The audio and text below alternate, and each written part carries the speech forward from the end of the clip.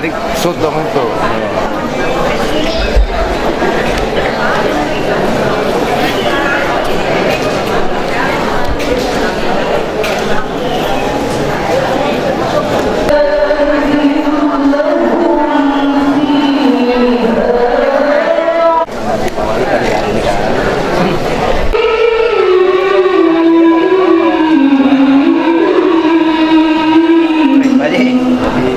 Sesepuhannya semua di sini, waduh.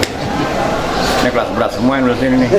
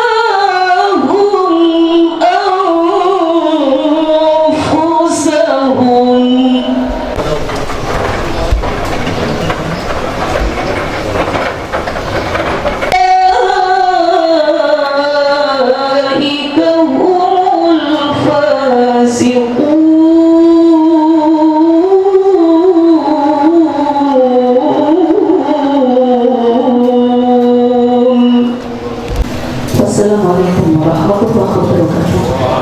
Waalaikumsalam warahmatullahi wabarakatuh. Shadaqallahul azim. Jazakallahu khairan katsir kepada Ustazah atas pembacaan Al-Quran. Semoga ada yang belum sempat kedalam.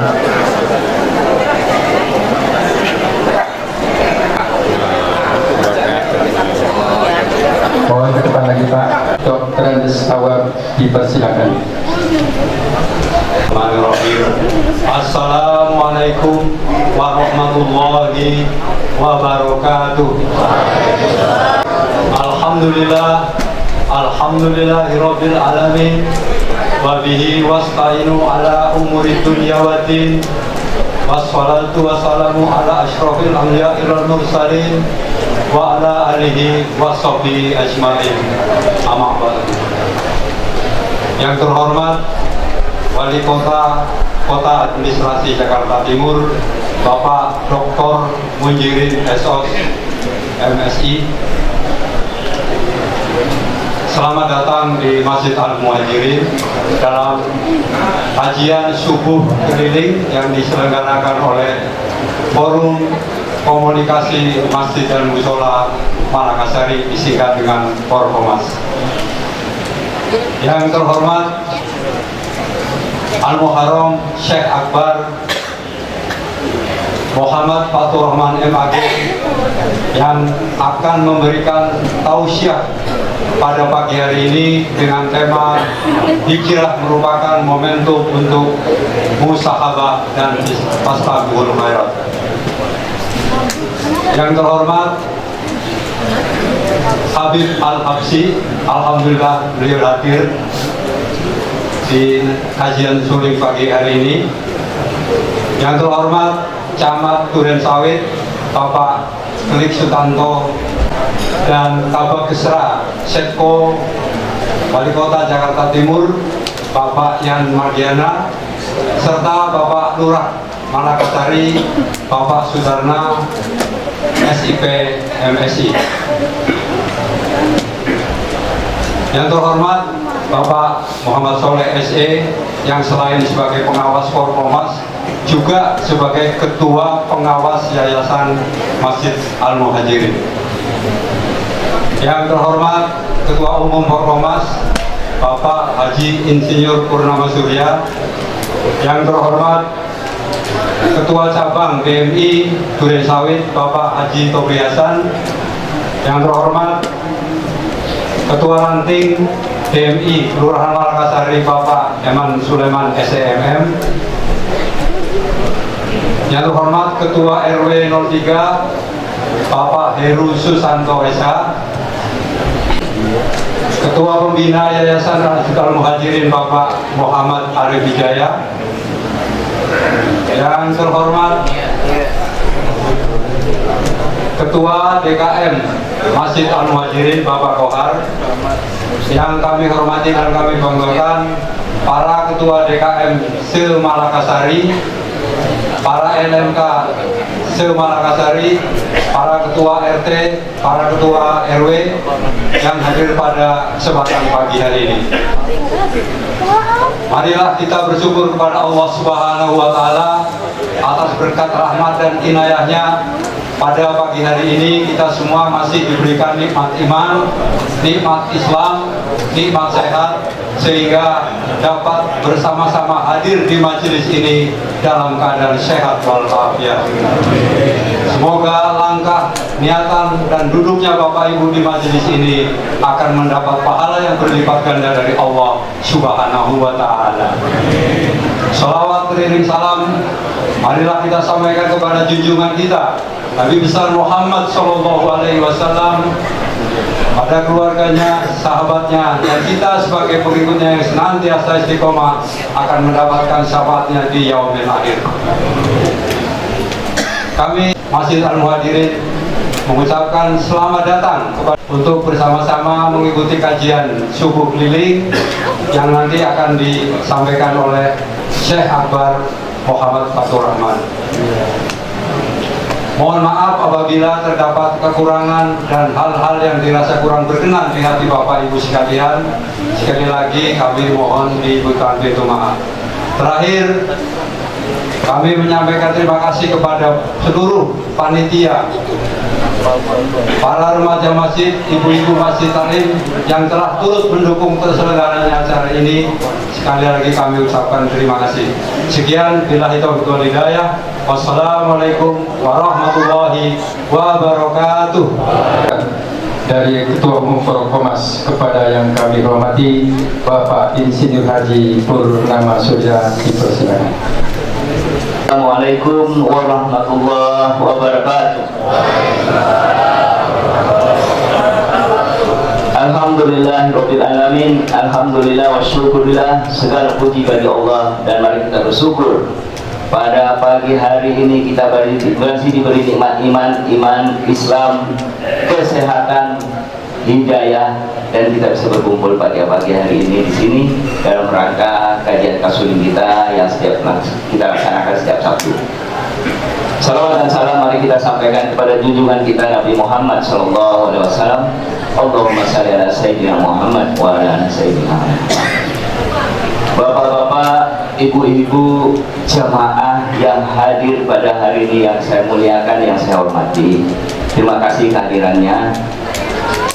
Pertama, saya ucapkan terima kasih kepada Ustadz Syekh Akbar Muhammad Faturrahman. Kebetulan, terima kasih kedatangannya Ustadz, kesempatannya yang kedua kalinya ini berkat diorganisir. Terima kasih Pak Wali Kota yang telah memberi sarana buat kita, dan Pak Wali Kota, Pak Camat, Pak Lurah, ya, dan Pak RT, RW, dan RW yang mengorganisasi kita selama ini sehingga lancar kegiatan kita. Tidak banyak yang mau saya sampaikan. Pertama, saya mengucapkan terima kasih kepada pengurus Masjid Al-Muhajirin, ya, Pak Kohar, Pak Tawab, Pak Soleh sebagai IO proyek ini, ya. Saya ucapkan terima kasih atas kegiatan ini.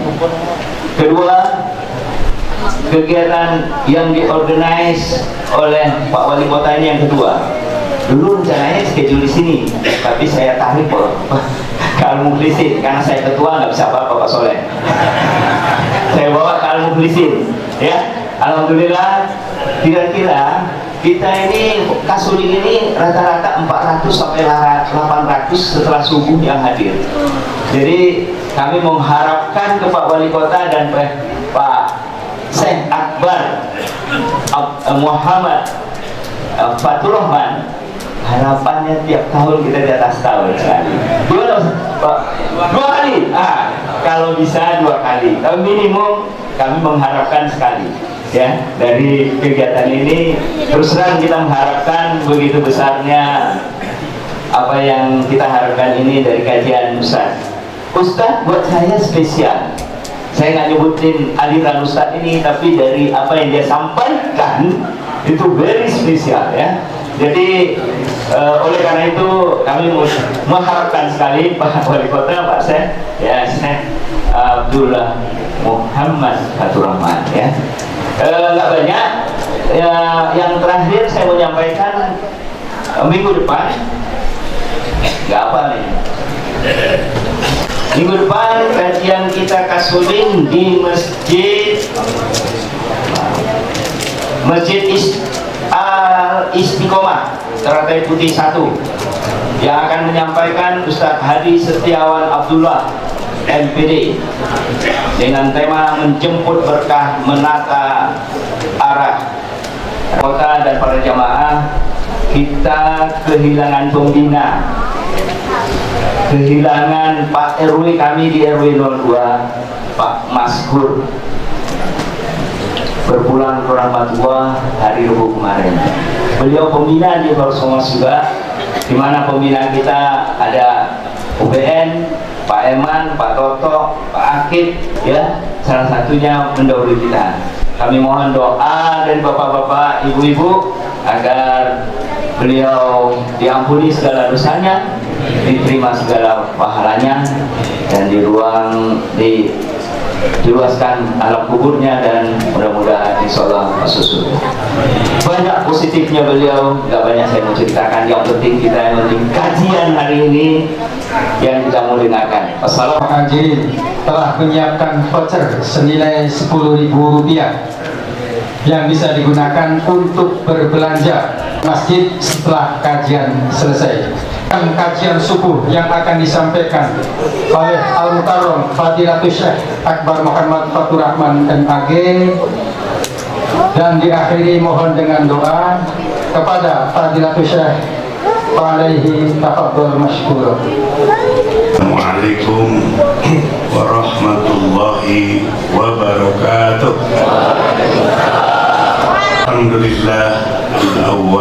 بلا بداية والآخر بلا نهاية الظاهر فليس فوقه شيء الباطن فليس دونه شيء سبحانه وتعالى عما يقول الظالمون علوا كبيرا لا إله إلا الله وأشهد أن سيدنا محمدا عبده ورسوله الذي لا نبي بعده أما بعد.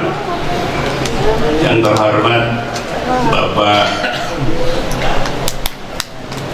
Wali Kota Jakarta Timur, yang terhormat Bapak Lurah, Bapak Camat, Al-Mukarramun, para habaib, khususnya yang hadir, Al-Habib Al-Habsyi,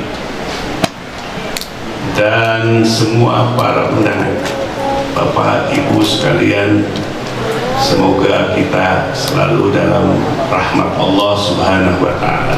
Amin ya rabbal alamin. Bapak Ibu sekalian, momentum Muharram ini sangat penting sekali, karena dulu Umar bin Khattab radhiyallahu anhu ketika beliau sedang menjabat sebagai khalifah mengganti Rasulullah Sallallahu Alaihi Wasallam yang kedua, beliau ingin kaum muslimin ini punya kalender tersendiri, di mana kalender ini tahun itu selalu dikaitkan dengan momentum. Seperti Nabi lahir disebut tahun gajah, karena di saat itu pasukan gajah akan menghancurkan Ka'bah. Akhirnya yang diterima dalam forum itu adalah ide gagasan Sayyidina Ali karramallahu wajhah, di mana dimulai tahun pertamanya kalender Hijriah ini adalah bukan di masa bersenang-senang, bukan di masa kita berbahagia, tapi di saat kesulitan. Hijrah itu adalah terusir sebetulnya dari kampung halaman, harus pergi ke kampung orang lain saat memilukan. Kenapa hijrah ini ya diawali tahun pertamanya masa hijrah, masa sulit, masa berat? Sayyidina Ali mengingatkan supaya umat yang kemudian, termasuk umat kita sekarang ini, masuk ke kalender barunya Hijriah, maka harus mengenang pahit itu. Artinya kita harus terus melakukan proses hijrah, proses transformasi ke arah yang lebih baik, ke arah yang lebih baik, karena setiap umur kita terbatas.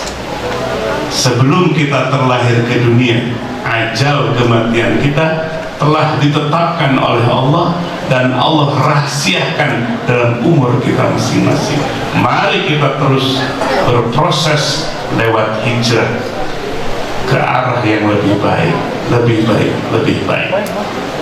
Nah, jamaah sekalian, pertama kita muhasabah, kita introspeksi diri, hidup kita terus ke depan.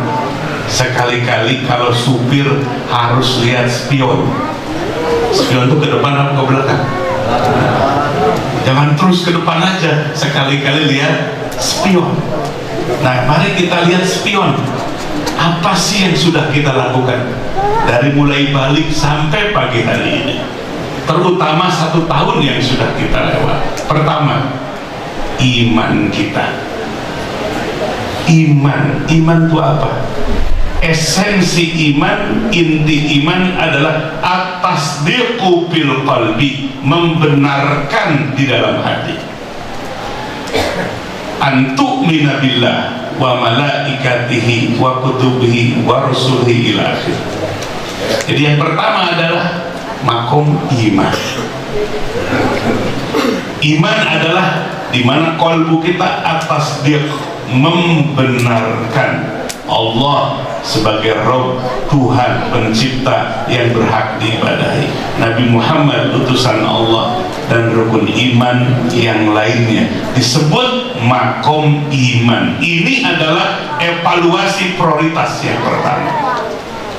Bapak Ibu sekalian, kita bisa duduk di pagi hari ini dari masjid yang berbeda-beda, dari kampung yang berbeda-beda, karena di hati kita semua alhamdulillah tumbuh iman.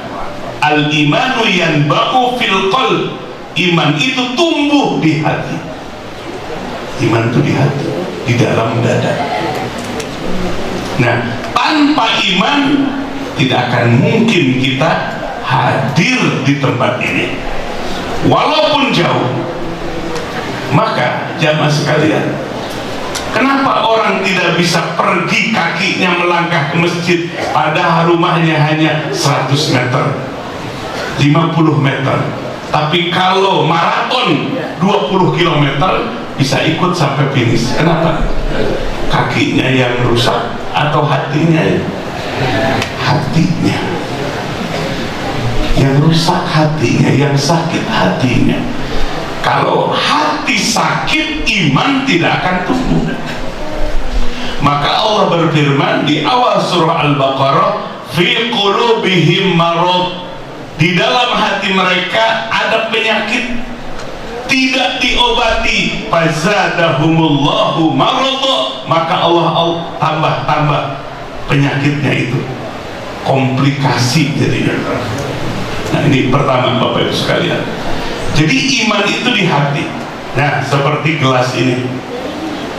Tuh Bapak Ibu sekalian, bukan kira-kira ini isinya apa ini? Ibu yang di belakang sana, ini isinya apa ini?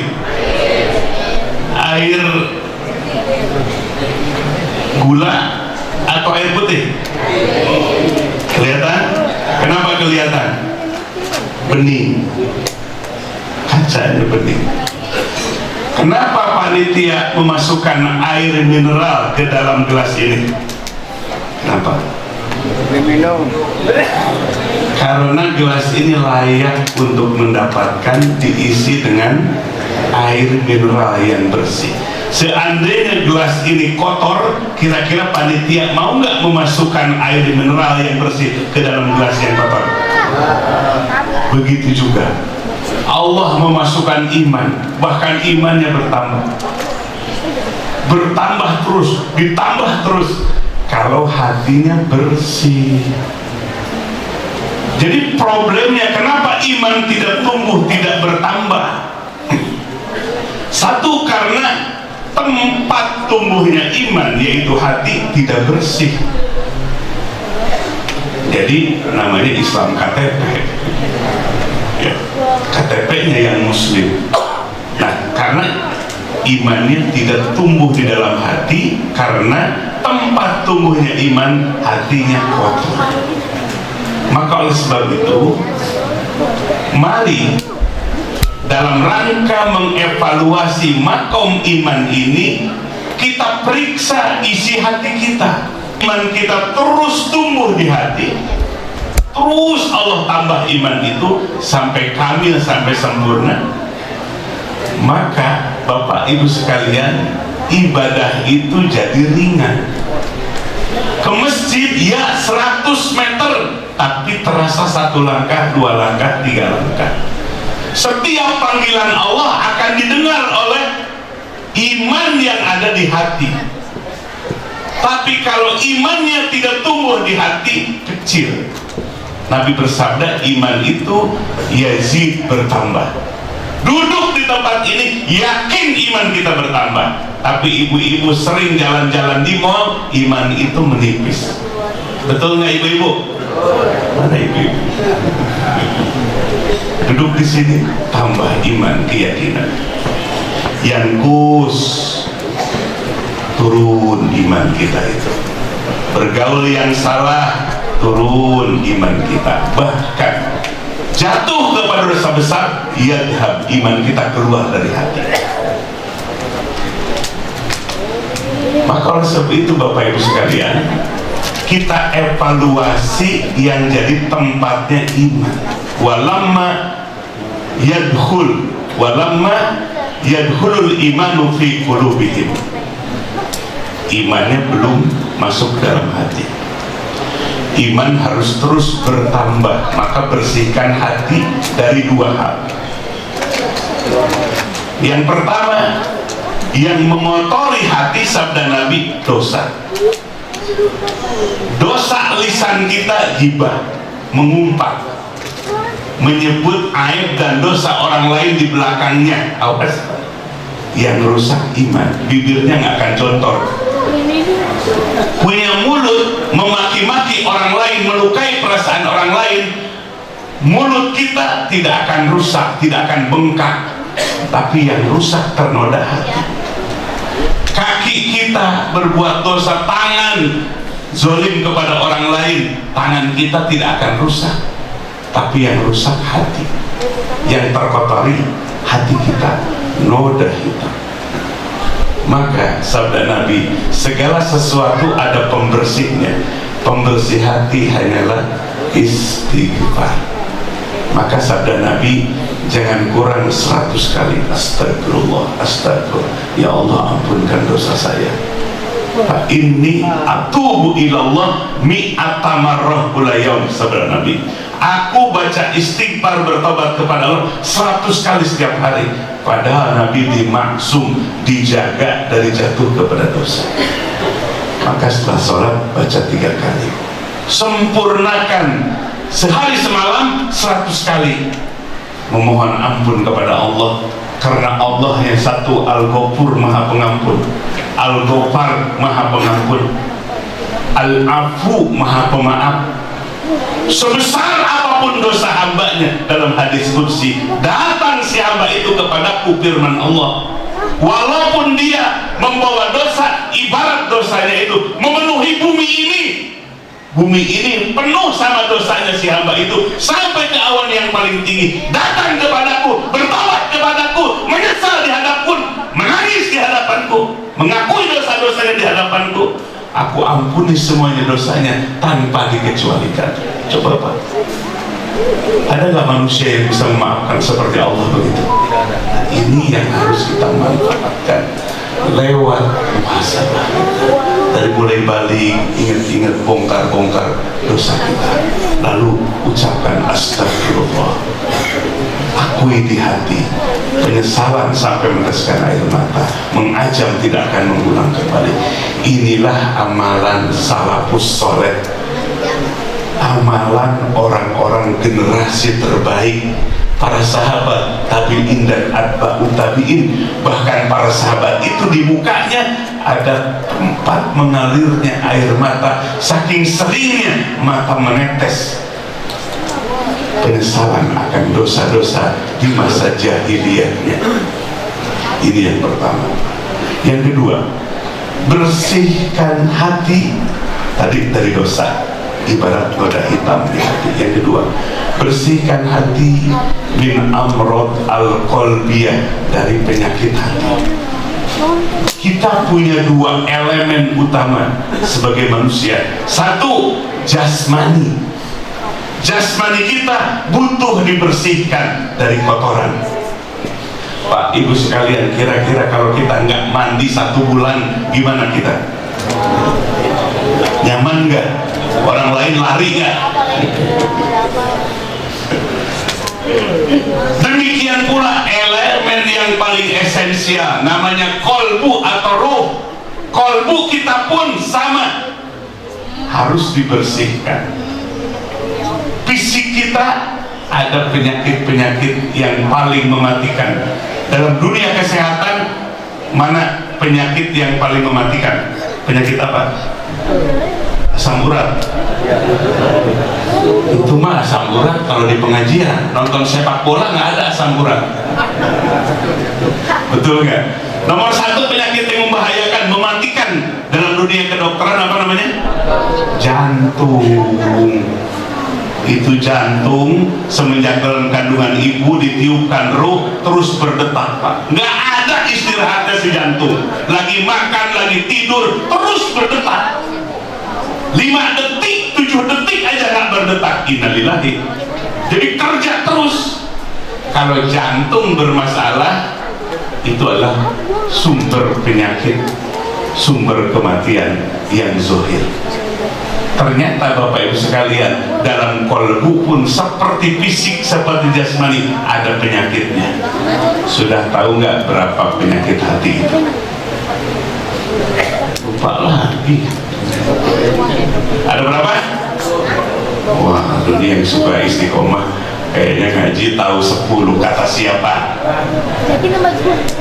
Kata Imam Al-Ghazali dalam kitab apa? Kitab Ihya Ulumuddin. Bab apa? Bab Al-Muhlikat, yang menghancurkan manusia. Ada 10 penyakit hati. Kalau dibahas sampai duha. Siapa bangga? Ada yang kabur nggak? Contohnya saja dah, ya. Apa jenis penyakit hati? Tadi penyakit fisik ada jantung, ada gagal ginjal. Penyakit hati yang pertama adalah yang disebut dengan penyakit sosial, namanya penyakit hasad, iri dengki kepada rezeki orang lain. Pada rezeki semenjak dalam kandungan ibu sudah ditakar, tidak akan ketukar, betul nggak? Tidak akan ketukar dengan adik, tidak akan ketukar dengan tetangga.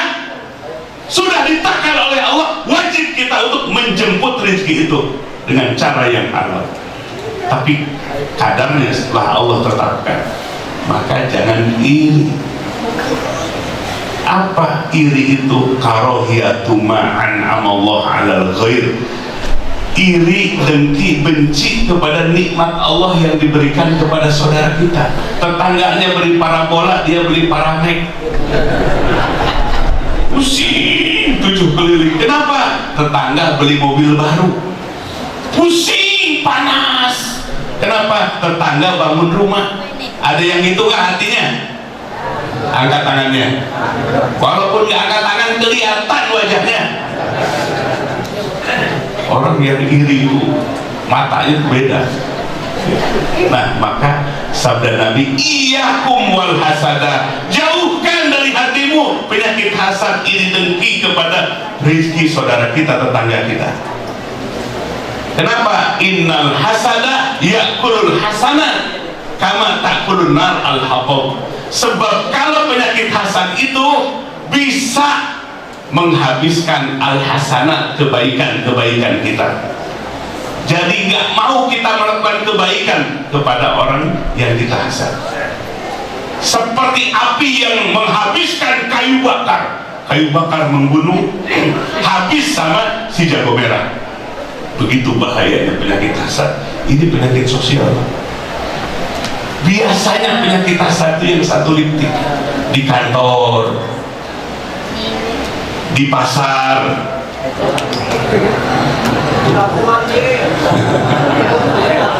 Oh, ini sengaja. Oh, takut sama suaranya. Ya, gelap-gelapan nggak apa-apa, Pak. Teruskan jangan. Sampai di mana? Di pasar. Ya, di pasar, tukang beras, tukang beras. Yang satu antri pelanggannya, yang satu sepi. Gimana kata yang sepi? Waduh, jangan-jangan dia punya pabrik puyul. Iri dengki satu litik. Bahkan ustadz dengan ustadz. Emang ustadz ada asal manusia. Yang satu banyak penggemarnya di medsos, banyak followersnya, yang satu sepi. Itulah ujian. Allah yang membagi-bagi rezeki, sadar Ar-Razzaq, sang pemberi rezeki bukan bos kita. Sang pemberi rezeki yang hakiki adalah Allah.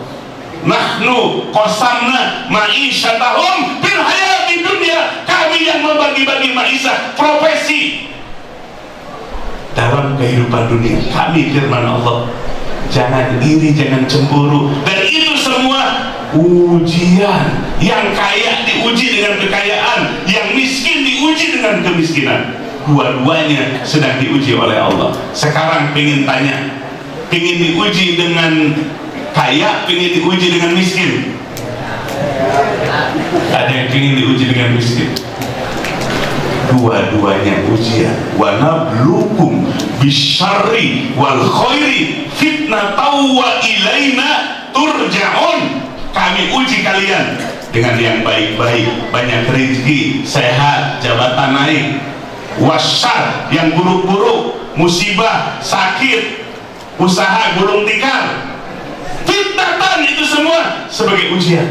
Wa ilaina turja'un, kepada kami kalian akan dikembalikan. Yang kaya jangan bangga diri, jangan sombong. Yang miskin jangan putus asa. Dua-duanya sedang diuji oleh siapa? Allah Subhanahu wa ta'ala.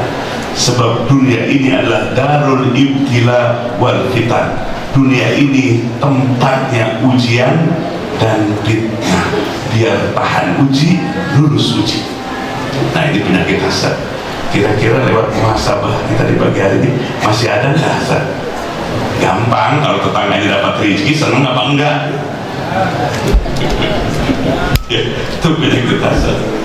Satu lagi lah, itu penyakit ibadah. Dalam kitab Minhajul Abidin, kitab tasawuf yang terakhir dikarang oleh Imam Al-Ghazali, namanya Minhajul Abidin. Beliau membentangkan proses ibadah. Kalau sekarang ada map, Google Map, mau ke Tasik, pijit Google Map, arahnya ke sana. Ada macet, ada segala macam kelihatan. Imam Ghazali saking pakar di bidang ibadah, pakar di bidang dunia tasawuf, beliau membuat mapping dalam ibadah. Dalam ibadah ada 7 tanjakan. Wah, ya Allah. Kenapa? Karena hadiahnya bukan kulkas. Ini ibadah kita ganjarannya kulkas apa? Jannah dan ridhonya, surga Allah dan ridhonya, kenikmatan yang sempurna dan abadi. Maka di surga tidak ada kakek-kakek dan nenek-nenek. Ini yang kakek-kakek tidak akan masuk surga. Yang sudah nenek-nenek di atas 70 tahun tidak akan masuk surga. Enggak, disulap lagi, dirakit lagi oleh Allah dari tulang ekor, disusun lagi nanti setelah hari kiamat. Dengan apa? Wajah baru sesuai amalnya. Ada yang seperti binatang karena amalnya di dunia memakan, menjilat, menggonggong, menjual. Ada yang seperti binatang, ada yang tanpa lengan, tanpa kaki. Itu tergantung amal masing-masing. Masya Allah. Maka oleh sebab itu berhati-hati.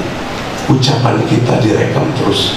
Wa ma yalfidu min qawlin illa ladaihi raqibun atid. Tiada satu kata saja, A, B, satu kata saja yang meluncur dari lisan kita kecuali sudah siap CCTV. Malaikat raqib mencatat kalau itu baik, malaikat atid mencatat kalau itu buruk, jahat, melukai orang lain. Terrekod semua, terekam semua, tidak ada yang luput. Berhati-hati dalam kehidupan dunia ini. Maka kata Imam Ghazali, ada satu tanjakan namanya aqobat, tanjakan yang akan menghancurkan ibadah. Jangan merasa nyaman, hebat, merasa soleh karena kita bisa beramal soleh. Sebab amal ibadah kita, amal soleh kita bisa hancur. Apa yang membuat ibadah kita rusak? Kata Imam Ghazali, penyakit hati dari dalam dulu, busuknya dari hati dulu. Punya penyakit namanya ujub. Apa? Ijabul mar'i binafsi, dia bangga dengan dirinya. Nabi bersabda, salasun muhlikat, 3 hal menghancurkan manusia. Salah satunya ijabul mar'i binafsi, dia bangga dengan dirinya. Merasa ini pengurus masjid, kalau nggak ada saya, masjid ini sepi. Ya Allah, berhati-hati dalam beramal. Ada yang menghancurkan amal ibadah, namanya bangga diri di hati. Ibu-ibu bisa tahajud tiap malam, lalu di hatinya gak ada sesoleh saya. Sesoleh saya gak ada di kampung apa namanya ini? Di kampung Malakasari gak ada sesoleh saya, kata ibu-ibu yang ngaji kemana-mana. Di hati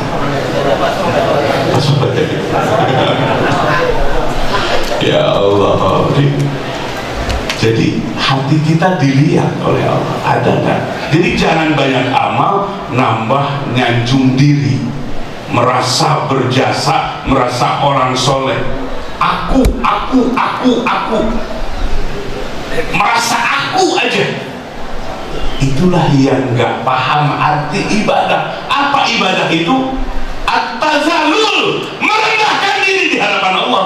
Yang hakiki, mardiun ala i'tiqadir rububiyah, sambil mengiktikankan di hati Allah sebagai Rabb sang pencipta. Jadi justru makna ibadah itu at-tazallul, merendahkan diri, menghinakan diri di hadapan Allah, bukan malah menyanjung diri. Banyak ibadah tambah menyanjung diri. Aku.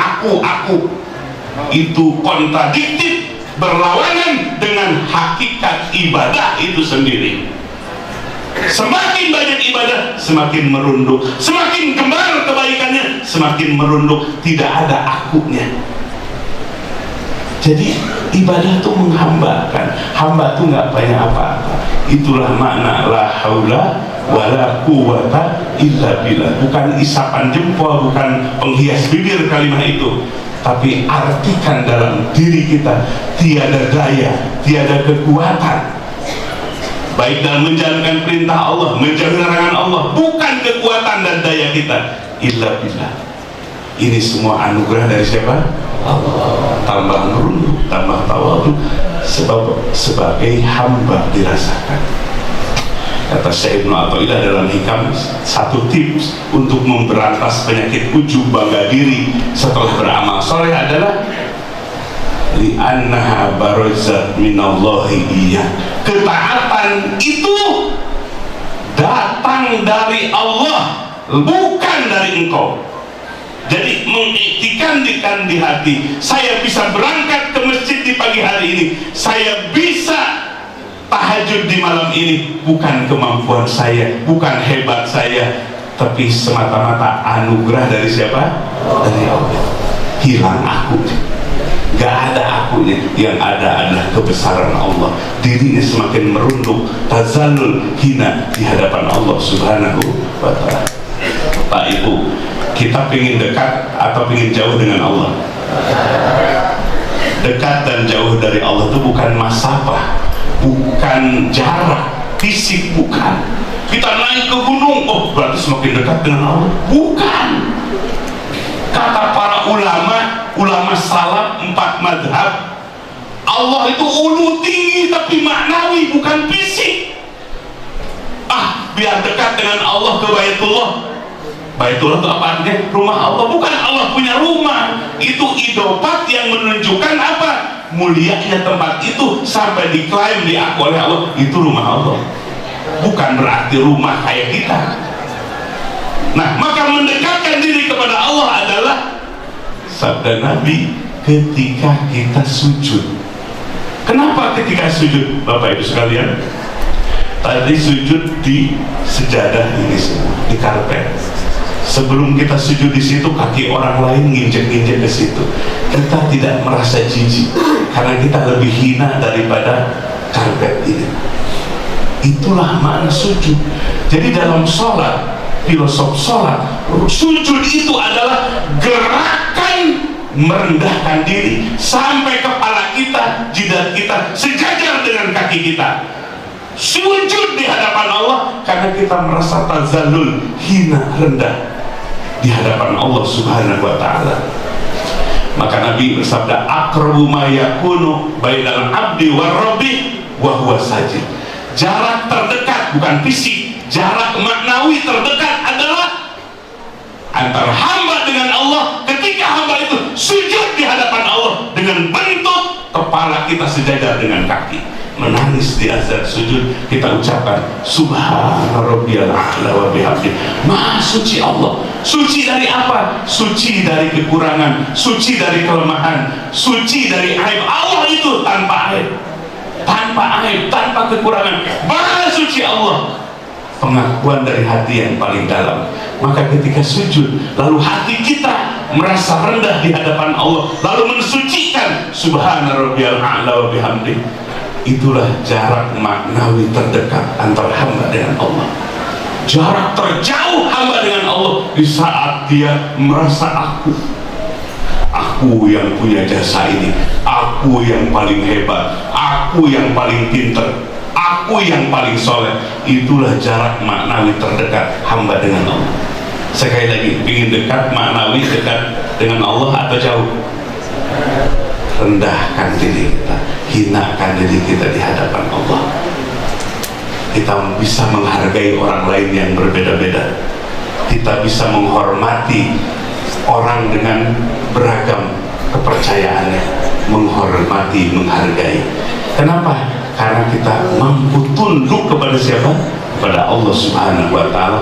Dan ketika kita tunduk kepada Allah, tidak mengangkat diri kita. Sekali mengangkat diri kita, ibadah kita hancur di sisi Allah Subhanahu wa Ta'ala. Nah, ini yang pertama. Ya, siap bersihkan hati kita dari dua saja. Satu apa? Hasad, iri, dengki kepada sesama. Yang kedua, ujub di hati. Sama-sama penyakit hati dua-duanya. Jangan bangga diri. Nah, kalau hati kita terus dibersihkan, Bapak Ibu sekalian, tempat tumbuhnya hati, maka iman itu akan bertambah. Dia betah, iman itu tumbuh dalam hati. Maka kalau iman kita bertambah terus, maka akan mencapai namanya makom ihsan. Ihsan itu iman menjadi yakin. Apa bedanya iman dan yakin? Esensi iman adalah at-tasdiqu fil qalbi, membenarkan di hati, sehingga iman itu bisa tambah, bisa berkurang, bisa keluar dari hati. Tapi kalau sudah yakin, yakin adalah maknanya as-sabat wa rusukh, keyakinan yang sudah mendarah daging, mendalam, kokoh, tidak pernah turun lagi, tidak goyah lagi, diuji dengan segala rangkaian ujian, tidak goyah lagi imannya. Itu iman sudah jadi yakin. Jadi harus naik lewat apa? Muhasabah di bulan Hijriah ini. Dari iman jadi yakin. Kalau yakin banget, turun lagi imannya. Para pejabat mau dikasih berapa aja, ya tidak akan luntur imannya. Kita diuji sepahit-pahitnya urusan dunia, urusan rezeki, tidak akan goyah iman kita. Kenapa? Yakin. Seperti ahlu sufah. Pak Ibu sekalian, lihat ahlu sufah. Kata Syekh Ibnu Taimiyah dalam kitab Fiqhut Tasawuf, kata Syekh Ibnu Taimiyah, itu yang namanya kelompok ahlu sufah itu jumlahnya 200 orang. Siapa ahlu sufah? Sufah itu artinya emperan masjid, Masjid Nabawi. Siapa mereka? Minal fuqara wal masakin, orang-orang fakir dan miskin, sampai rumah pun nggak punya, rumah pun nggak punya, pekerjaan nggak punya. Maka Nabi menyiapkan serambi Masjid Nabawi untuk tinggal mereka. Kira-kira miskin nggak mereka? Fakir miskin. Tapi mereka ahlu sufah. Siapa pemimpinnya? Abu Hurairah. Di balik ketidakpunyaan harta, punya pekerjaan, punya rumah, dia manfaatkan untuk membersamai Nabi sehingga ilmunya lebih banyak daripada mereka.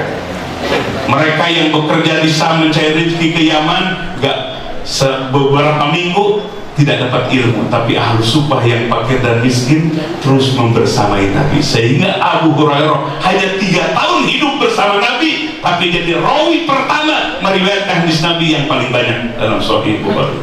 Kenapa? Memanfaatkan fakir dan miskin.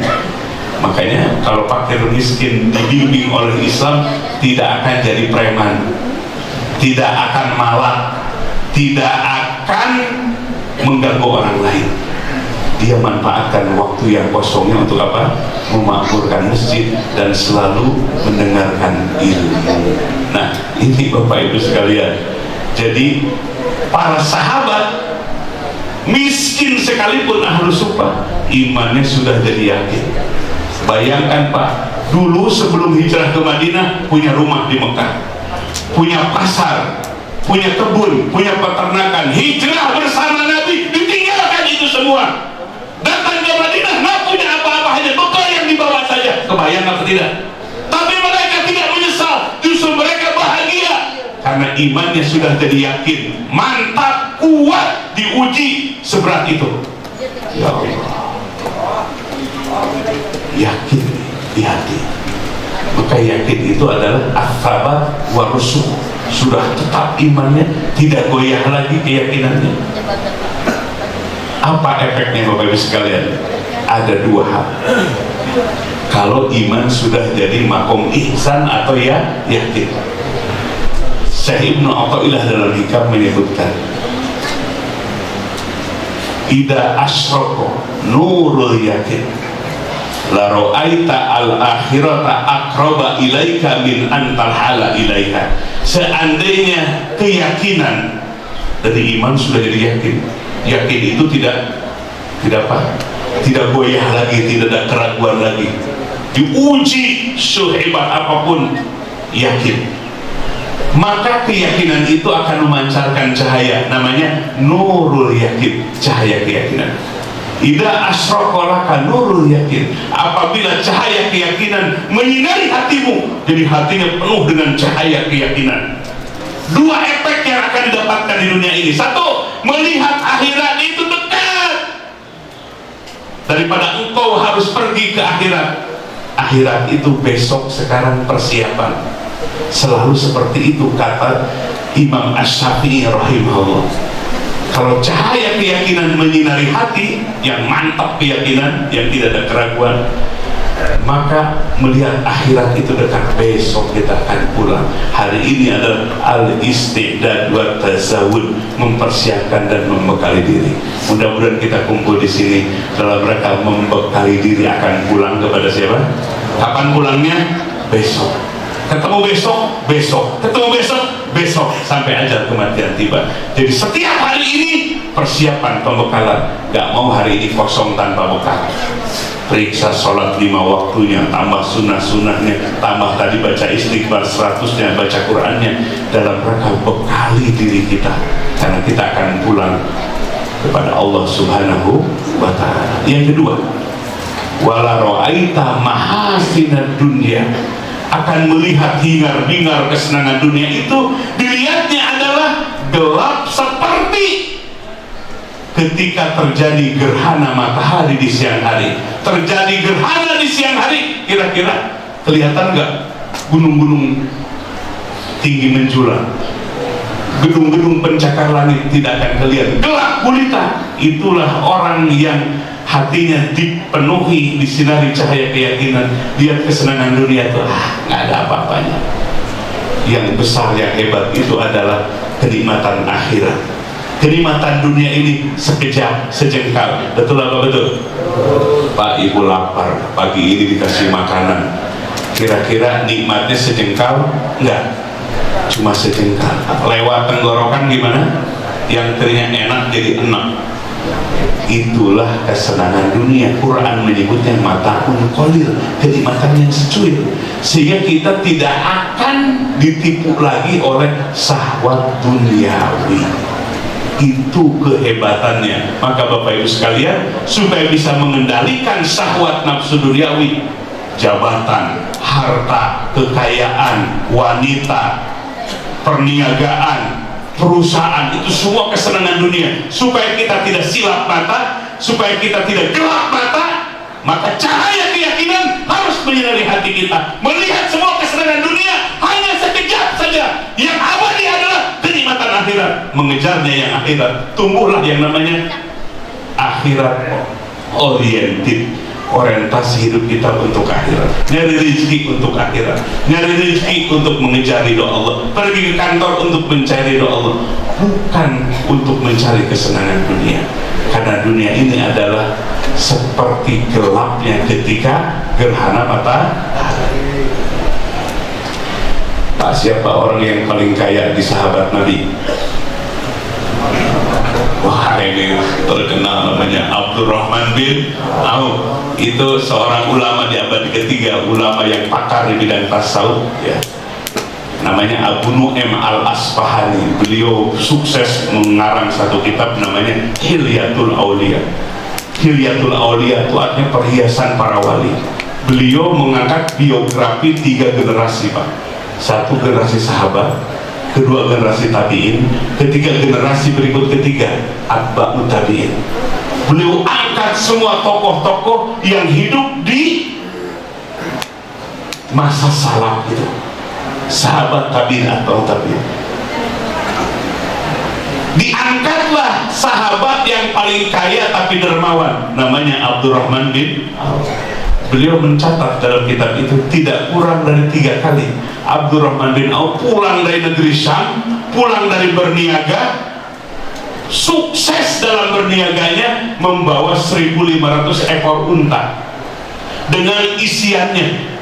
Kalau 1 ekor unta sekarang 60 juta kali 1.500 berapa jumlahnya? Tuh, ngitungnya aja susah, apalagi punyanya. 1.500 kali 60 juta berapa? Harus pakai kalkulator. Berapa, Pak? 9 miliar 900 miliar, Pak. Sekali berangkat berniaga ke negeri Syam, pulang ke Madinah bawa 1.500 ekor unta belum isiannya. Apa yang dilakukan oleh Abdurrahman bin Auf? Beliau serahkan, datang ke Rasulullah, diserahkan ke Baitul Mal semuanya. Dalam catatan sejarah yang ditulis oleh Abu Nu'aim al-Asfahani dalam kitab Hilyatul Aulia, tidak kurang dari 3 kali. 1 kali setelah Nabi wafat, 1.500 ekor, 800 miliar. Orang apa namanya, kampung apa namanya, Malakasari, ada yang sekali infak 800 miliar. Ada. Mana lihat wajahnya? Ya Allah, ini adalah pembelajaran bagi kita, Pak. Ya, nggak bakhil. Ya, dia yang mengeluarkan keringatnya, Pak. Tapi ini titipan dari Allah. Jadi orang yang hatinya sudah zuhud dari dunia, bukan zuhud itu harus miskin, bisa jadi kaya, tapi hatinya tidak merasa memiliki, apalagi mencintai, hanya titipan. Persis seperti tukang parkir. Pak, ada tukang parkir di sini, maaf. Tukang parkir punya lahan, datang mobil mahal, parkir di situ. Jadi sombong gini nggak? Jadi sombong nggak tukang parkir? Kenapa? Ya, bukan miliknya. Lalu udah 2 jam mobil mewah itu keluar dari parkir, nangis apa enggak? Kenapa? Sudah bisa nggak kita urusan harta, urusan rezeki seperti hati tukang parkir? Ini bukan milik saya, milik Allah. Lillahi ma fis samawati wa ma fil ard, milik Allah yang di langit dan di bumi. Lalu ini ada titipan dari Allah, maka mudah untuk mengeluarkannya di jalan Allah Subhanahu wa ta'ala. Mudah-mudahan hati kita hati zuhud seperti Abdurrahman bin Auf.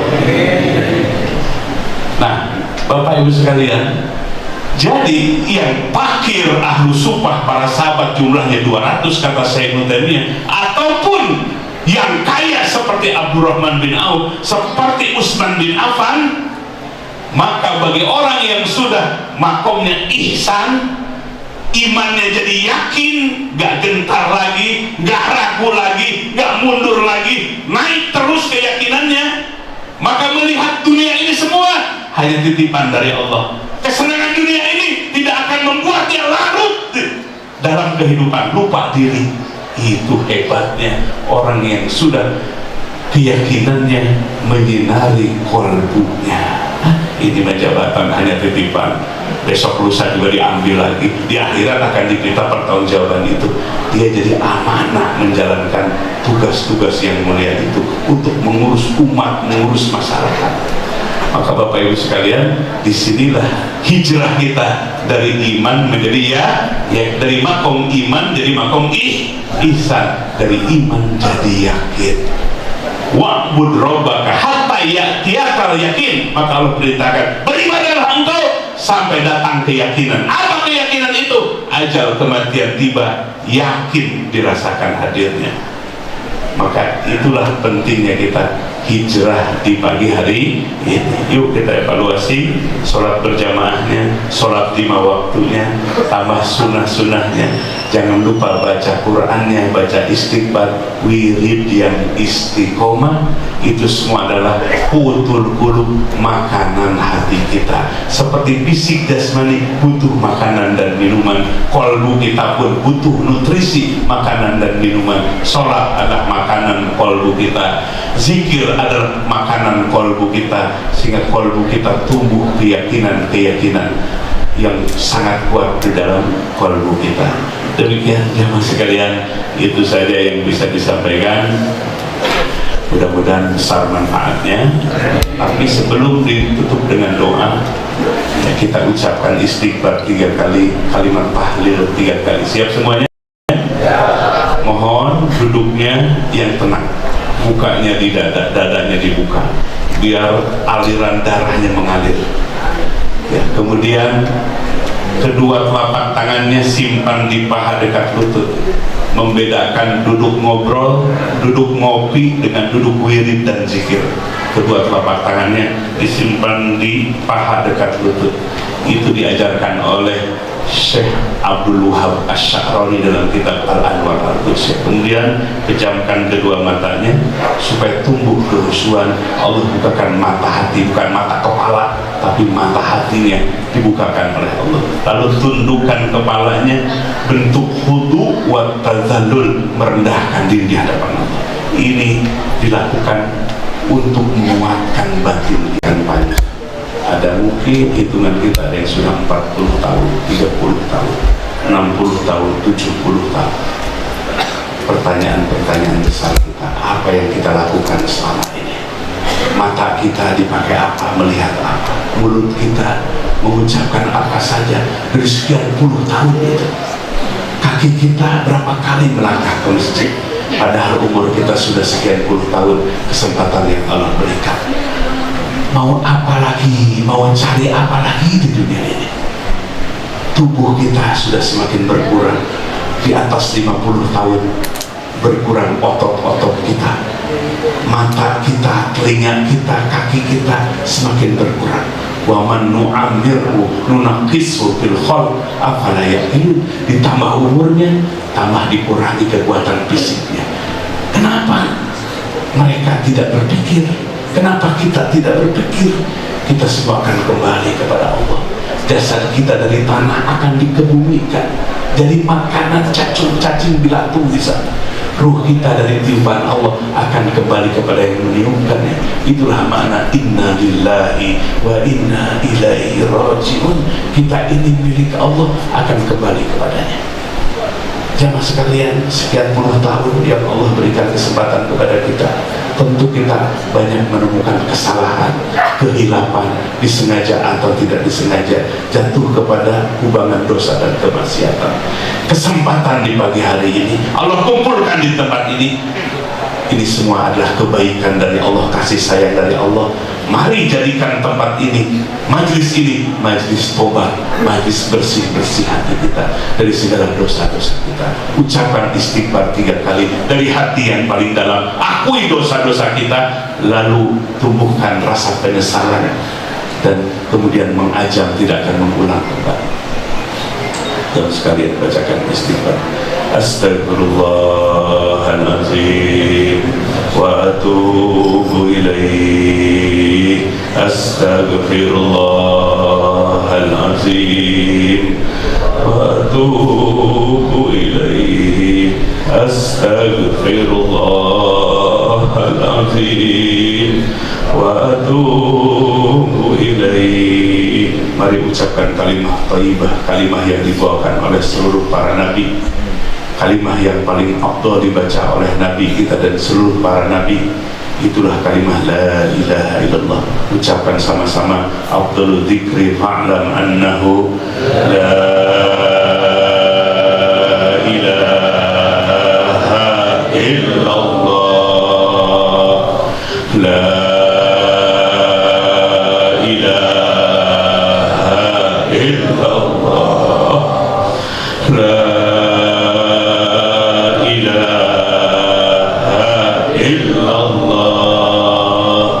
la ilaha illallah, la ilaha illallah, la ilaha illallah, la ilaha illallah. Basahi lisan kita, mumpung kesempatan Allah berikan, lisan kita mengucapkan kalimat thayyibah, di mana timbangan amal kita di mahsyar nanti akan berat amal saleh kita dengan kalimat thayyibah yang kita baca. La ilaha illallah, la ilaha illallah, la ilaha illallah, la ilaha. Para ulama mengatakan an-nasu matu alama asyu. Manusia akan mati tergantung kebiasaan hidupnya. Kalau kebiasaan kita mengucapkan kalimat thayyibah, maka di akhir hayatnya kalimat thayyibah ini yang akan kita ucapkan. La ilaha illallah, la ilaha illallah, la ilaha illallah. Para malaikat diperintahkan oleh Allah berkerumun di majlis zikir. Itulah keutamaan majlis zikir, majlis yang mengagungkan Allah. La ilaha illallah, la ilaha illallah, la ilaha illallah, la ilaha. Hatinya hudurul qalbi ma'allah, hadir hati bersama Allah. Hatinya merasakan agungnya dan kuasanya Allah. Bergetar hati kita. La ilaha illallah, la ilaha illallah, la ilaha illallah, la ilaha illallah, la ilaha illallah, la ilaha illallah, la ilaha illallah, la ilaha illallah, la ilaha illallah, la ilaha illallah. Sekalian mari angkat kedua tangan kita, kita munajat kepada Allah. Doa kita akan diaminkan oleh para malaikat sayyar yang mengerumuni majlis zikir ini. Allahumma sholli ala sayyidina Muhammadin nabiyil ummi wa ala alihi wa sahbihi wa sallim.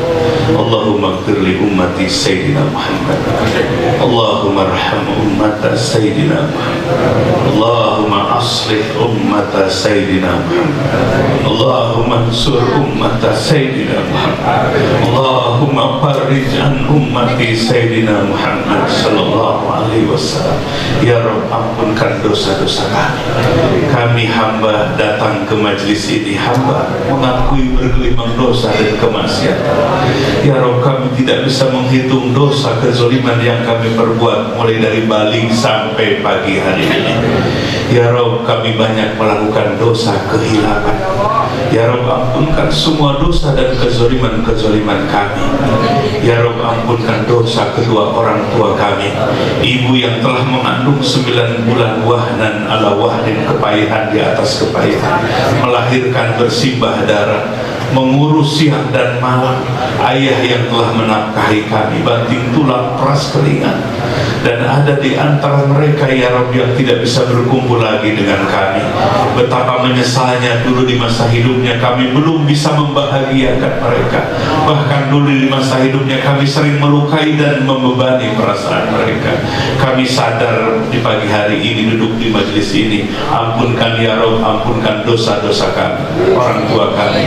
jadikan alam kuburnya raudhatun min riyadil jannah, taman-taman surga yang membahagiakan mereka. Ya Rabb, bersihkan hati kami dari noda dosa di masa lalu, bersihkan hati kami dari semua penyakit-penyakit hati kami, penyakit ujub bangga diri, penyakit sombong, penyakit riya, penyakit hasad, iri dan dengki, cinta dunia dan cinta penghormatan dari manusia. Bersihkan hati kami supaya iman kami menjadi keyakinan yang tumbuh di dalam hati kami. Ya Rabb, hidupkan hati kami bisa zikir selama-lamanya, kapanpun dan dimanapun berada. Ya Rabb, kami sadar kematian semakin mendekat. Hari sudah berganti menjadi minggu, minggu berganti bulan, dan bulan berganti tahun, dan sekarang masuk ke tahun baru. Ya Rabb, bukan menjauh ajal kematian kami. Sebelum terlahir ke dunia dalam kandungan ibu, telah Engkau tetapkan ajal kematian kami, dan Engkau rahasiakan ajal kematian dalam umur kami. Ya Rabb, jangan matikan kami sebelum kami menjadi orang-orang yang bertobat kepada-Mu. Ya Rabb, jangan matikan kami dulu sebelum kami membekali diri dengan amal soleh yang ikhlas. Ya Rabb, jikalau datang ajal kematian, tidak ada satupun yang bisa menghalang-halangi dan mengakhirkan ajal kematian kami. Jadikan kematian kami nanti kematian husnul khatimah. Mampukan di saat itu ya Rabb mengucapkan kalimah thayyibah, kalimah miftahul jannah, kalimah la ilaha illallah. Jauhkan kematian kami, kematian su'ul khatimah, kematian yang buruk, bahkan mati di tempat-tempat kemaksiatan. Ya Ghani wa agnina bifadlika amman siwa. Wahai Dat yang maha kaya, limpahkan rizki yang luas dan berkah kepada kami, rizki yang menemani ibadah kami, rizki yang menjadi sahabat dalam ibadah kami. Jauhkan rizki yang haram dan subhat yang akan jadi malapetaka di akhirat kelak nanti. Rabbana hablana min azwajina wa dhurriyyatina qurrata a'yun waj'alna lil muttaqina imama. Ya Rabb, jadikan keluarga kami keluarga yang ahli ibadah, ahli bersyukur, ahli taat kepadamu. Jadikan anak cucu kami generasi yang berilmu dan bertakwa. Di saat kami sudah ada di alam kubur nanti, ada doa-doa terbaik dari anak cucu kami. Ada yang menggantikan memakmurkan masjid ini, ada yang menggantikan berdakwah, ada yang menggantikan membaca Quran di muka bumi ini. Ya Rabb, kumpulkan kami dengan guru kami, kumpulkan kami dengan semua para ulama kami, dari dunia ini sampai nanti di surgamu nanti. Ya Rabb, tutuplah pintu neraka rapat-rapat bagi kami dan keluarga kami. Subhana rabbika rabbil izzati amma yasifun, wassalamun alal mursalin, walhamdulillahi rabbil alamin. Bil barakah al-Fatihah.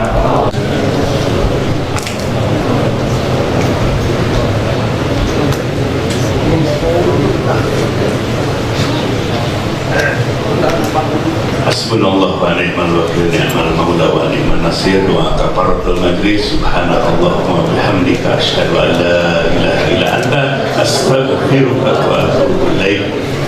Assalamualaikum warahmatullahi wabarakatuh.